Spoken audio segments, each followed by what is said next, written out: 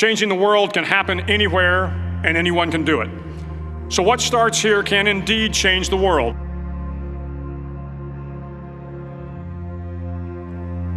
I've been a Navy SEAL for 36 years. Basic SEAL training is 6 months of long, torturous runs in the soft sand, midnight swims in the cold water off San Diego, obstacle courses, unending calisthenics, days without sleep, and always being cold, wet, and miserable.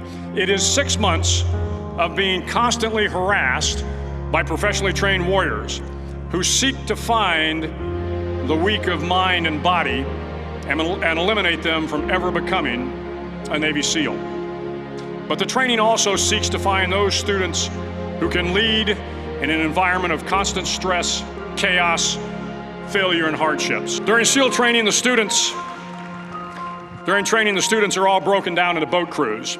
Each crew is 7 students, 3 on each side of a small rubber boat, and 1 coxswain to help guide the dinghy.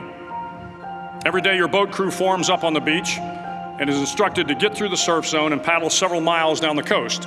In the winter, the surf off San Diego can get to be 8 to 10 feet high, and it is exceedingly difficult to paddle through the plunging surf unless everyone digs in. Every paddle must be synchronized to the stroke count of the coxswain. Everyone must exert equal effort, or the boat will turn against the wave and be unceremoniously dumped back on the beach. For the boat to make it to its destination, everyone must paddle. You can't change the world alone. You will need some help.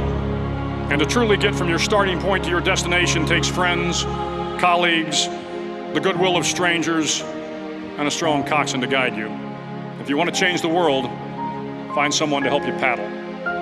Over a few weeks of difficult training, my SEAL class, which started with 150 men, was down to just 42.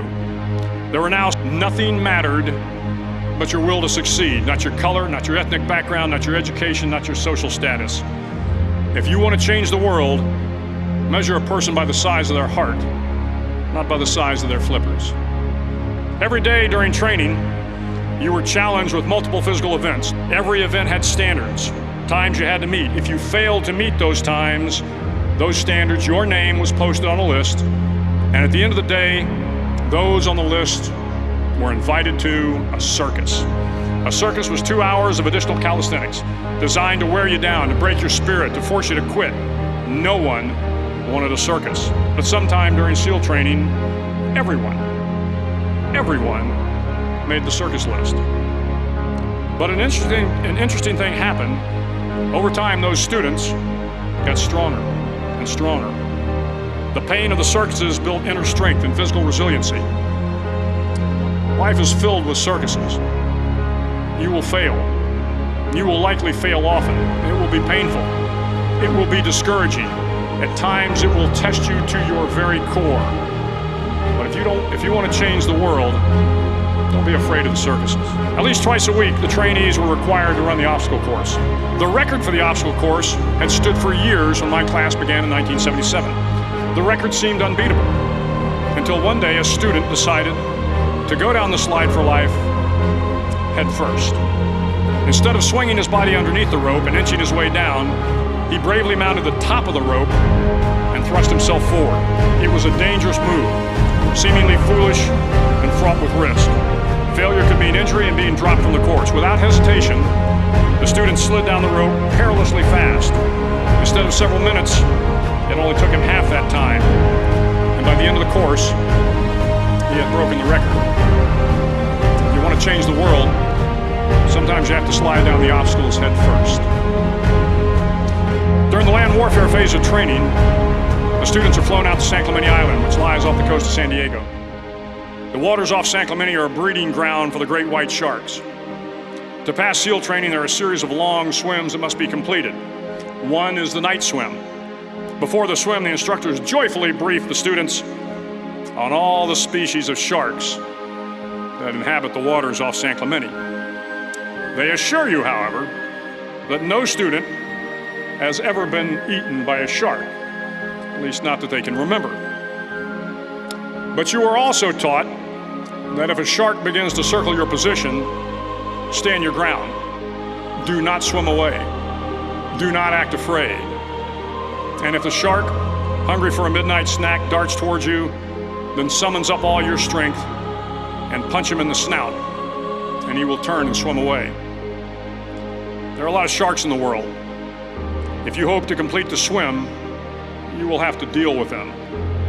So if you want to change the world, don't back down from the sharks. As Navy SEALs, one of our jobs is to conduct underwater attacks against enemy shipping. We practice this technique extensively during training. The ship attack mission is where a pair of SEAL divers is dropped off outside an enemy harbor and then swims well over 2 miles underwater, using nothing but a depth gauge and a compass to get to the target. During the entire swim, even well below the surface, there is some light that comes through. It is comforting to know that there is open water above you. But as you approach the ship, which is tied to a pier, the light begins to fade. The steel structure of the ship blocks the moonlight. It blocks the surrounding street lamps. It blocks all ambient light. To be successful in your mission, you have to swim under the ship and find the keel, the center line, and the deepest part of the ship. This is your objective. But the keel is also the darkest part of the ship, where you cannot see your hand in front of your face, where the noise from the ship's machinery is deafening, and where it gets to be easily disoriented, and you can fail. Every SEAL knows that under the keel, at that darkest moment of the mission, is a time when you need to be calm, when you must be calm, when you must be composed, when all your tactical skills, your physical power, and your inner strength must be brought to bear. If you want to change the world, you must be your very best in the darkest moments. The 9th week of training is referred to as Hell Week. It is 6 days of no sleep, constant physical and mental harassment, and one special day at the mud flats. It is on Wednesday of Hell Week that you paddle down in the mud flats and spend the next 15 hours trying to survive this freezing cold, the howling wind, and the incessant pressure to quit from the instructors. The instructors told us we could leave the mud if only 5 men would quit. Only 5 men, just 5 men, and we could get out of the oppressive cold. Looking around the mud flat, it was apparent that some students were about to give up. It was still over 8 hours till the sun came up. 8 more hours of bone-chilling cold. And then one voice began to echo through the night. One voice raised in song. The song was terribly out of tune, but sung with great enthusiasm. One voice became 2, and 2 became 3, and before long, everyone in the class was singing. The instructors threatened us with more time in the mud if we kept up the singing, but the singing persisted. And somehow the mud seemed a little warmer, and the wind a little tamer, and the dawn not so far away. If I have learned anything in my time traveling the world, it is the power of hope, the power of one person. One person can change the world by giving people hope. So if you want to change the world, start singing when you're up to your neck in mud. Finally, in SEAL training, there's a bell. A brass bell that hangs in the center of the compound for all the students to see.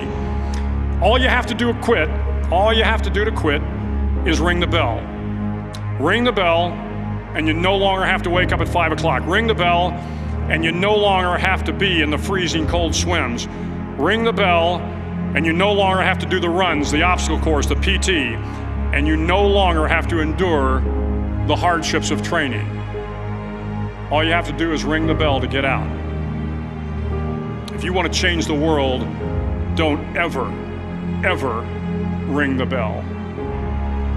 Know that life is not fair and that you will fail often. But if you take some risks, step up when the times are the toughest, face down the bullies, lift up the downtrodden, and never, ever give up, if you do these things, the next generation and the generations that follow will live in a world far better than the one we have today. And what started here will indeed have changed the world for the better. Thank you very much. Hook 'em horns.